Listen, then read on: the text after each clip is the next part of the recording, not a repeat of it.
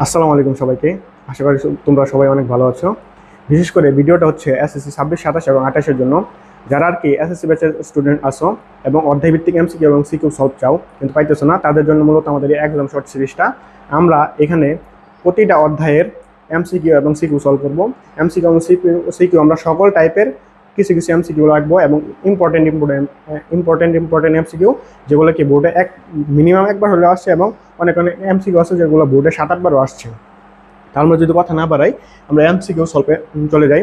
এখানে যদি তোমরা খেয়াল করো, দেখো একটা লেখা আছে, দেখো স্বপ্ন দেখো, শেখো এবং জয় করো।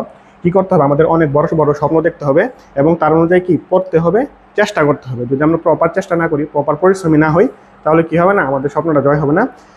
এবং বিশেষ করে যারা এসএসসি 26 আসো, তাদের কিন্তু সময় একদম হাতে নাই, 10 থেকে 15 দিন সময় আছে। এর মধ্যে যারা চাইতেছো যে আমাদের এমসিকিউ সিকিউ সলভ দরকার, তাদের জন্য মূলত ডেডিকেটেডলি আমরা এই সিরিজটা লঞ্চ করতেছি। এই সিরিজের নাম হচ্ছে কি এক্সাম শর্ট। আর এটা তোমরা কোথায় পাবে হচ্ছে আমাদের অর্কপতিটু আর সায়েন্স ইউনিভার্সের ইউটিউব চ্যানেলে এবং ফেসবুক পেজেও দেওয়া হয়। কিন্তু যদি ইউটিউবে যাও তোমরা, তাহলে কি প্লেলিস্ট আকারে পেয়ে যাবা।